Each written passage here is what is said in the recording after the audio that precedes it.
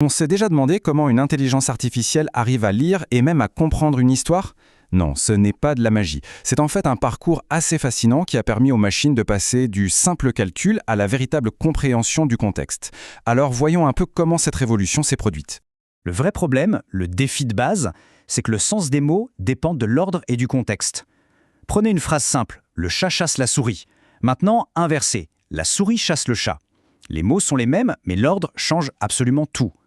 Le truc, c'est que les ordinateurs, à la base, ils traitent les choses une par une, de façon séquentielle. Alors comment peuvent-ils saisir ces nuances? Cette analogie avec la balle, elle est parfaite pour comprendre. Pour une IA, lire une phrase, c'est un peu comme suivre la trajectoire de cette balle. Chaque mot est une nouvelle position. Et pour deviner le mot suivant de façon logique, l'IA doit absolument se souvenir des mots qui sont venus avant. C'est ça, le cœur de la compréhension du contexte. Ok, alors comment les chercheurs s'y sont-ils pris pour relever ce défi? Comment on fait pour donner une mémoire à une machine, une sorte de souvenir de la trajectoire des mots qu'elle vient de lire? Eh bien, la première grosse avancée, ça a été de créer un réseau de neurones qui, justement, est capable de se souvenir. Et la solution, elle est aussi simple dans son principe qu'elle est géniale. C'est une boucle. Au lieu qu'un réseau traite une information puis passe à la suivante en oubliant tout, cette boucle de rétroaction permet à une partie de l'info de l'étape d'avant d'être réinjectée dans l'étape actuelle. C'est un peu comme si le réseau se chuchotait à lui-même ce qu'il venait de voir. Et voilà, on a créé une forme de mémoire. On a donné un nom à cette architecture, un réseau de neurones récurrents, ou RNN. Et là, c'était une vraie révolution. Pour la toute première fois, on avait un modèle qui pouvait prendre en compte pas seulement l'information qu'il voyait à l'instant T, mais aussi un souvenir des infos précédentes. C'était vraiment un pas de géant vers la compréhension des séquences. Mais il y avait un mais. Cette première forme de mémoire avait un gros défaut. Un talon d'Achille que les chercheurs n'ont pas tardé à découvrir. Le problème, en fait, c'est que les RNN avaient une mémoire très courte. C'est un peu comme quand on lit un très long paragraphe. Arrivé à la fin, les détails du début commencent à devenir flous, non?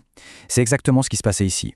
Une information cruciale, si elle était au début d'une longue phrase, finissait par se diluer et se perdre en cours de route. Pour le dire simplement, ce système de mémoire a créé une sorte de goulot d'étranglement. Il n'y avait tout simplement pas assez de place pour stocker toutes les informations importantes sur le long terme. Le modèle ne pouvait pas se souvenir d'un contexte lointain, même s'il était essentiel. Cette impasse a mené à une question qui allait tout changer, une question vraiment révolutionnaire.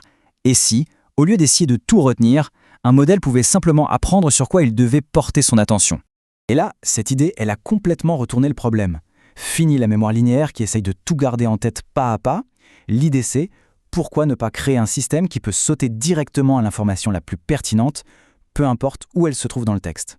Pour bien piger le concept, l'analogie du moteur de recherche est excellente. Le modèle apprend à formuler une requête, c'est-à-dire qu'est-ce que je cherche. Ensuite, il scanne un tas de clés pertinentes, des sortes de mots-clés pour chaque info. Et enfin, il récupère la valeur qui correspond, l'information elle-même. Quand on applique ça au langage, ça devient carrément bluffant. Ça veut dire que pour chaque mot, le modèle peut regarder tous les autres mots de la phrase, tous en même temps, et décider lesquels sont les plus importants pour comprendre ce mot-là. Par exemple, dans une phrase comme « la clé de la maison que j'ai laissée sur la table est rouillée », le modèle peut directement faire le lien entre « clé » et « est rouillée » en sautant par-dessus tout le blabla au milieu. C'est ça le pouvoir de l'attention. Et cette idée, qui semble si simple mais qui est si puissante, a été formalisée dans un article de recherche qui a changé le cours de l'histoire de l'IA. C'était en 2017. Le titre de l'article était aussi audacieux que l'idée. L'attention est tout ce dont on a besoin. C'était une déclaration incroyablement forte. En gros, ça disait « Oubliez la mémoire séquentielle, la seule chose qui compte vraiment, c'est la capacité à se concentrer sur ce qui est important. » Et cette unique idée, l'attention, a été l'étincelle qui a déclenché une véritable révolution, nous faisant entrer de plein pied dans l'ère moderne de l'IA, la révolution des Transformers. C'est de là qu'est née l'architecture Transformer. Si des noms comme GPT sont familiers, eh bien le T, c'est pour Transformer. Son super pouvoir, c'est ce fameux mécanisme d'attention.